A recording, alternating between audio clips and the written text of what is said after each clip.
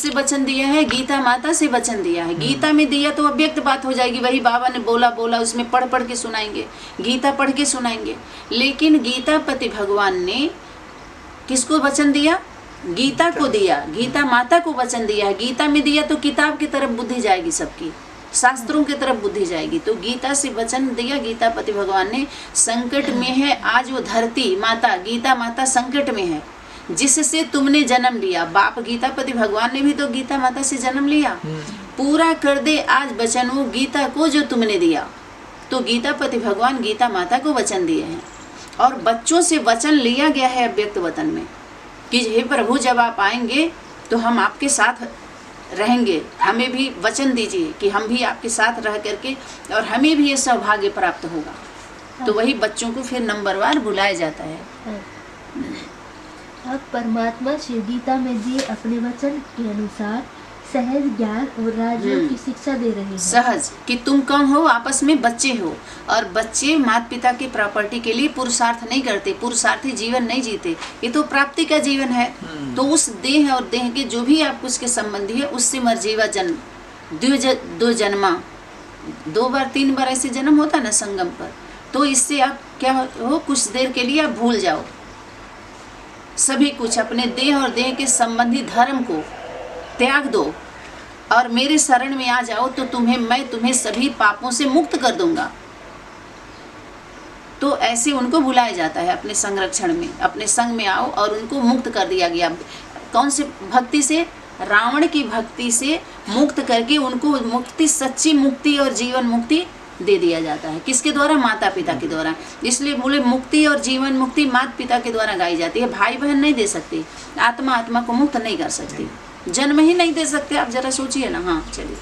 और मनुष्य आत्माओं के मनोविकारों को खत्म करके उनमें दैवी गुण धारण करा रहे हैं। हाँ, जागृत करा रहे हैं। मनोवृत्तियाँ, उनकी जो मन में विकृतियाँ हैं वो खत्म होती है। किससे? गीता ज्ञान से।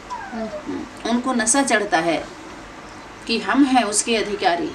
वे पुनः विश्व में बापू गांधी के सपनों के राम राज्य की स्थापना करा रहे हैं। अतः हम उनके दिल में, जैसे हनुमान के दिल में उनके माता पिता स्थायी हो गए, तो अपने दिल में स्थान देना, उनके ज्ञान को, उनके शिक्षा को, उनके स्वरूप को। कोई व्यक्ति ऐसे किसी के दिल में घुस के नहीं बैठा हुआ होता, उसकी शिक्षा बैठी होती है, लेकिन ज्ञान को एक रूपांतर माने रूप दिखा करके उसके अंतर को मिटा करके और समझाया जाता है। बेहद की भाषा है ये। अतः हम सबको सत्य, धर्म और निर्विकारी मार्ग अपनाते हुए उनको, अपने माता पिता को मंजिल में जाने के लिए उसको अपनाना है, उनके शिक्षा को अपनाना है। मार्ग में हम कब तक रहेंगे? अब तो मंजिल पे बुलाया जा रहा है, मार्ग को क्या अपनाना है? अभी मार्ग से तो हमारे भटक रहे थे, उसमें भटक रहे थे। अभी हम मंजिल पर आ गए हैं, मंजिल के नज़दीक हैं, माता पिता के नज़दीक हैं। अभी घर में प्रवेश करने के लिए अभी सिस्टम को ठीक करके रहना है। अतः हम सबको सत्य, धर्म और निर्विकारी मार्ग अपनाते हुए परमात्मा के इस महान कार्य में सहयोगी बनना चाहिए। परिवार में शामिल होकर के सहयोगी बनना चाहिए उस परम पिता परमात्मा के कार्य में, जो सबके पिता हैं, हमारे सभी पिताओं के पिता, सभी धर्म पिताओं के पिता, सभी पतियों का पति, जो विश्व पिता, विश्व महाराजन, विश्व महारानी का एम दिया गया था। हाँ देवी जी। रावण के 10 सिर पुरुष और स्त्री के 5 विकारों को प्रकट करते हैं। उसकी तुलना एक ऐसे समाज का प्रतिरूप है जो इस प्रकार के विकारी स्त्री पुरुषों का बना हो। हाँ, राम भी क्या थे? राम और रावण की राशि एक है, कृष्ण और कंस की राशि एक ही है। आप समझिए, जैसे हमारे घर में कूड़ा कचरा आ गया तो हम साफ करते हैं ना, झाड़ू उठाते हैं ना, साफ करेंगे, सर्फ का लेंगे, गर्म पानी लेंगे, कैसे भी करके साफ सुफ करके, तो या तो तोड़ फोड़ करके, कैसे भी करके रिपेयरिंग करके हम अच्छा बना लेते हैं। ऐसे ही गीता ज्ञान से हमारे अंदर जो विकृतियाँ है, वाणी में क्या आ रहा है कि तुम ही थे, तुम ही हो, तो हमारा शरीर तो वही है, शरीर तो हमारा घर तो वही है, जैसे भारत भूमि तो वही है, लेकिन इस भूमि को कचरा साफ करना है। तो ऐसे विचारधारा के मनुष्य जो मनमत परमत में रहने वाले हैं, उनके वशीभूत होकर कर्म करने वाले, ये रावण राज्य में रहने वाले, इनके राज्य जब आएगा तो इसी में वो जन्म लेंगे। ये विनाशकारी आत्माएं हैं, ये मुक्ति धाम में ही इनका जाना तय है।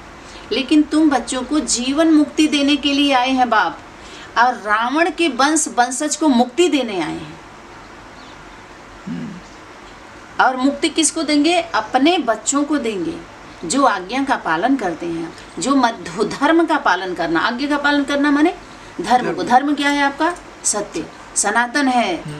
माता पिता को धारण करना अपने जीवन में, सत्य को अपने करे। धर्म का रक्षा करेंगे तो धर्म आपका रक्षा करेगा, अर्थात माता पिता का।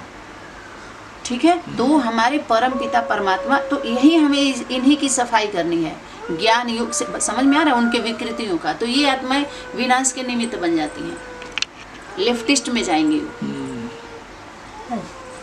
इस समाज के लोग बहुत ग्रंथ व शास्त्र पढ़े हुए हैं तथा विज्ञान में उच्च शिक्षा प्राप्त। रावण का शास्त्र, वो वेद शास्त्र जो है वो वेदना को नहीं पढ़ पाता है। वेद तो वेद माता की जो बाप के द्वारा रचना हुई, तो ये वेद शास्त्र के कौन है? प्रकांड विद्वान तो है, आप समझिए, लेकिन विद्यापति विद्यावती उनके जीवन में नहीं है, सरस्वती उनके जीवन में नहीं है। ऐसी विद्या रावण की जो लक्ष्मी है, ऐसी धन संपत्ति है जो रुलाने वाली है, जो भय लेकर के आई है। ऐसे सीता को चुरा लिए, कपट लिए, जो भय है, सुखी नहीं रहे सीता को ले जा करके। रावण राज में जब सीता को ले गए तो शायद राम राज्य स्थापन कर लीजिए। राम राज्य की स्थापना राम और सीता के द्वारा होगा। समझ में आ रहा है? वो भी नर नारी है ना, दोनों की प्रवृत्ति है ना। रावण की मंदोदरी मन उनकी पत्नी, उसको हम माया बोलते हैं।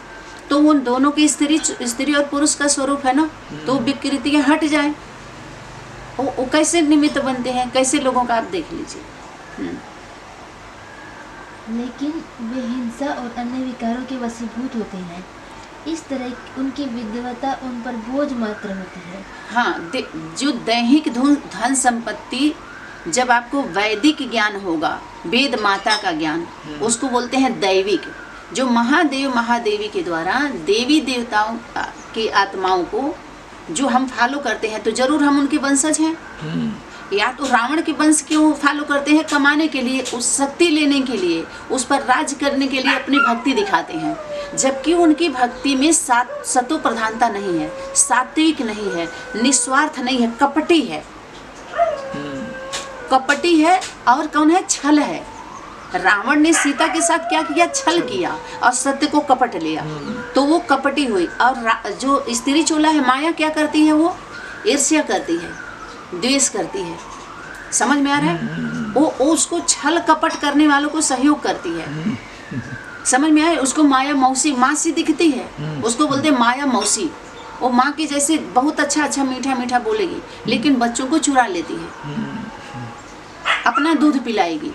वो प्रसव पीड़ा वाला दूध नहीं, समझ में आया? रोड से लाएगी खींच के और रेडीमेड बच्चा तैयार करेगी। क्या? कोर्स कराएगी, कोर्स कराएगी। और बाप दादा ने बोला तुम बच्चों को कोर्स नहीं कराना है, सिर्फ फोर्स भरना है। इस प्रकार के कोर्स से बच्चों के अंदर फोर्स थोड़ी आएगा। ये तो क्रॉस है, इससे को क्रॉस कर जाओ आप। हाँ जी, वे उद्दंड बन गए होते और हाँ, उद्दंडता ही आएगी उनके अंदर। रावण की भक्ति से क्या आएगी? उद्दंडता और उजंडता। और नाचेंगे कूदेंगे सिर्फ, जैसे भूत पकड़ता है। आप आजकल के भक्ति का नृत्य देखिए। समझ में आ रहा है? हाँ, चलिए।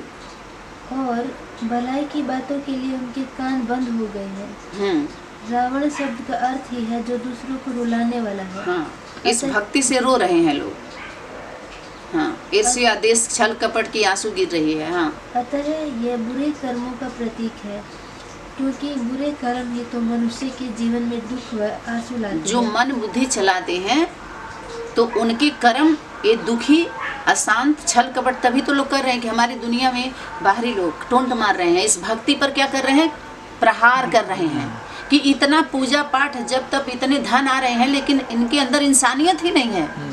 और देवी देवता की बात कर रहे हैं तो देवी देवता, परम पिता परमात्मा और उनकी रचना पर अविश्वास पैदा हो रहा है, नास्तिकपना आ रही है सबके अंदर, नो आस्था, अस्थाई नहीं हो रहे हैं। तो भूत प्रेत की तरह से भटक रहे हैं लोग।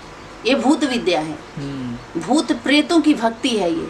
समझ में आ रहा है? आदि माता पिता की हमारी भक्ति नहीं है ये। इसीलिए बोला कि अभी तक सेवा तुमने किया ही नहीं है। सेवा माने भक्ति माता पिता की। समझ में आ रहा है? हाँ, अतएव सीता के अपहरण का भाव वास्तव में आत्माओं की शुद्ध भावनाओं के अपहरण का अपहरण है। देखिए अब आप ही बोल रहे हैं ना, शुद्ध भाव का यानी सत्य को चुरा लिया गया, उनके भाव को चुरा लिया गया। हाँ, इसी प्रकार कुंभकर्ण आलस्य तथा मेघनाथ कटु वचनों का प्रतीक समझ में आ रहा है, सारा तो यही है ना। तो आप कटु वचन जो बोल रहे हैं, जो इसमें हम करें कि परिवार की जब स्थापना की बात हो रही है तो उनके साथ कटुता, जब प्रभुता की बात हो रही है तो प्रभु के जैसे वो हो, काटिए मत। सत्य को काटना माने क्या है? कटुता ही तो आएगी, प्रभुता लघुता आएगी नहीं, छोटा रूप आएगा ही नहीं। प्रभु का तो छोटा रूप दिखाया है, बड़ा रूप बन के नहीं आए हैं भगवान, बच्चा बन के आए हैं। बच्चा क्या अब तक आप बेच रहे हैं, बाँच रहे हैं, माना बेचा जा रहा है। क्योंकि गीता के टीचर सब नहीं हो सकते। तो भक्ति हम करें जरूर, लेकिन ज्ञान योग युक्त भक्ति हो हमारी, हमें उसके बारे में ज्ञान हो। और भक्ति माना ही होती है सेवा, समर्पित बुद्धि। तो किसकी भक्ति, बात अभी आएगी कि भक्ति किसकी, आत्माओं की भक्ति, भाई बहनों की भक्ति। जब प्रतीक आप ले रहे हैं, आदि माता पिता परम पिता परमात्मा की बात हो रही है, भगवान भगवती की बात हो रही है, तो उनकी रचना की भक्ति क्यों? डायरेक्ट हम उनकी भक्ति करें ना, और उनके देख रेख में, हाँ ये उनके द्वारा बताई जाएगी कि हाँ यथार्थ भक्ति क्या होती है, मुक्ति जीवन मुक्ति क्या होती है, और उससे शक्ति यथार्थ शक्ति आती है। तब हमारी अंधी भक्ति से हमको मुक्ति मिल जाती है, और हम कहाँ बढ़ते हैं? जीवन मुक्ति की ओर। क्या करेंगे हम? सेवा, सर्विस, सहयोग का यथार्थ समझ के हम आगे बढ़ते हैं।